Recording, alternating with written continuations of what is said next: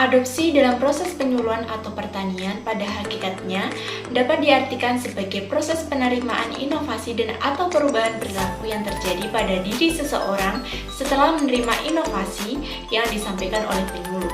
Perubahan perilaku tersebut dapat berupa pengetahuan atau kognitif, sikap atau afektif, maupun keterampilan atau psiomotorik. Pengertian adopsi sering rancu dengan adaptasi yang berarti penyesuaian. Di dalam proses adopsi dapat juga berlangsung proses penyesuaian, tetapi adaptasi itu sendiri lebih merupakan proses yang berlangsung secara alami untuk melakukan penyesuaian terhadap kondisi lingkungan.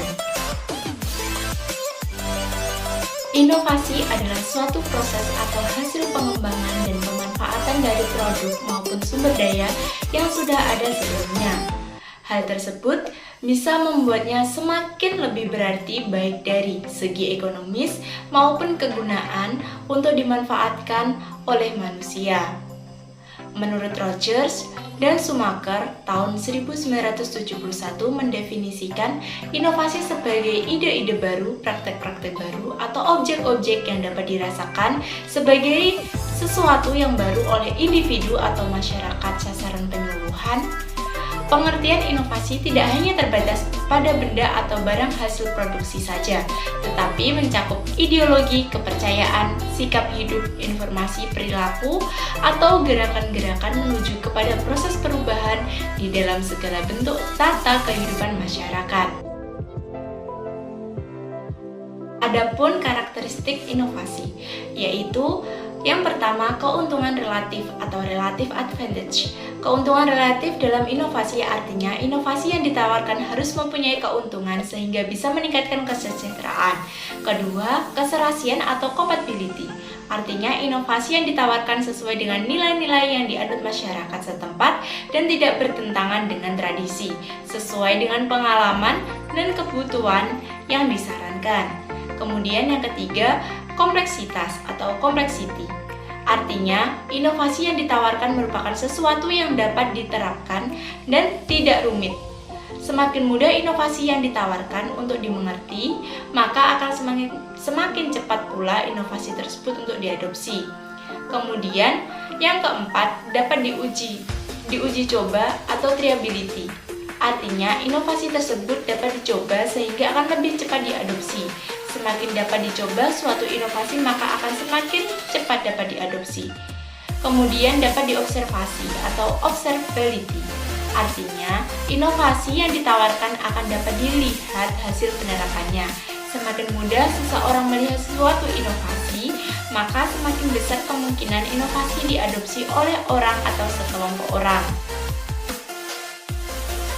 Menurut saya, adopsi inovasi yaitu proses pengambilan keputusan bagi adopter atau petani yang berkelanjutan dan tidak kenal berhenti untuk menerima, memahami, menghayati, dan menerapkan, serta siap untuk melakukan perubahan-perubahan dalam praktek berusaha tani dengan memanfaatkan teknologi terpilih yang disuguhkan.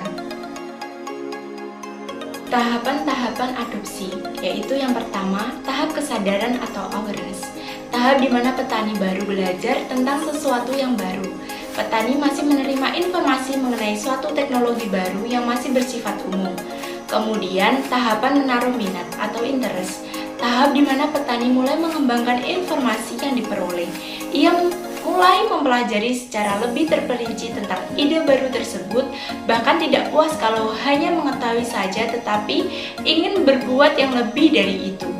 Selanjutnya, tahapan evaluasi atau evaluation. Tahap di mana petani mulai menentukan apakah ide baru tersebut akan diadopsi atau tidak. Setelah mengumpulkan berbagai informasi dari berbagai sumber, bahkan telah melihat hasil teknologi tersebut di tempat lain. Sehingga pada tahap ini mulai melakukan suatu penilaian atau evaluasi dengan maksud untuk mempertimbangkan lebih lanjut apakah minat tersebut perlu diteruskan atau tidak. Selanjutnya, tahap mencoba atau trial. Pada tahapan ini, petani mulai menuangkan buah pikirannya tentang minat dan evaluasi tersebut dalam suatu kenyataan yang sebenarnya, yang dituangkan dalam bentuk praktek yang dapat dilakukan secara sendiri atau berkelompok, dan di mana melakukan percobaan di sini, petani harus belajar mengenai teknik maupun metode yang akan digunakan. Kemudian yang terakhir, tahapan adopsi atau adoption. Pada tahap ini, petani atau individu telah memutuskan bahwa ide baru yang dipelajari adalah cukup baik untuk diterapkan di lahannya dalam skala yang agak luas.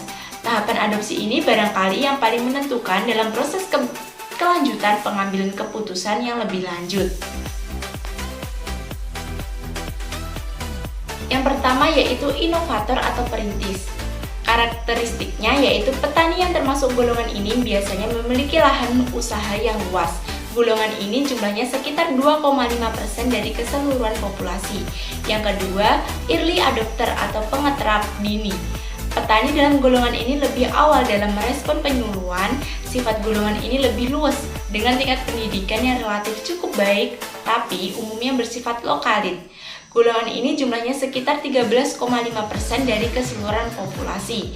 Kemudian early majority. Golongan ini merupakan sifat yang dimiliki oleh kebanyakan petani.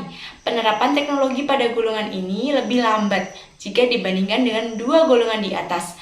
Akan tetapi, lebih mudah terpengaruh apabila teknologi baru tersebut dapat meyakinkan akan meningkatkan usaha taninya.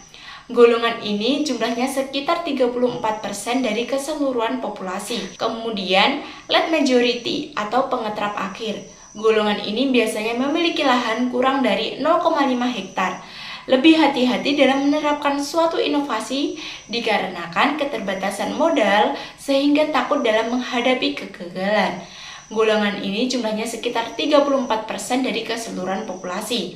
Kemudian yang terakhir, laggard atau penolak atau kaum kolot, biasanya berusia lanjut dan sangat fanatik dengan tata cara usaha tani yang diperolehnya secara turun-temurun dari leluhurnya, bersifat apatis terhadap suatu inovasi sehingga sangat sulit untuk merubah kebiasaan yang dilakukan. Golongan ini jumlahnya sekitar 16% dari keseluruhan populasi. Pengertian difusi menurut Rogers tahun 1995 adalah proses di mana suatu inovasi dikomunikasikan melalui saluran tertentu dari waktu ke waktu di antara anggota suatu sistem sosial. Nah, difusi inovasi adalah suatu proses penyebaran serapan ide-ide atau hal-hal yang baru dalam upaya untuk merubah suatu masyarakat yang terjadi secara terus-menerus dari suatu tempat ke tempat yang lain, dari suatu kurun waktu ke kurun waktu yang berikut, dari suatu bidang tertentu ke bidang yang lainnya, kepada sekelompok anggota dari sistem sosial. Kita perlu mempelajari materi tersebut agar kita kelak dapat menjadi penyuluh yang baik dan benar secara teori yang telah dipelajari. Karena sejatinya penyuluh adalah sebagai contoh pembawa perubahan bagi para petani yang masih konvensional.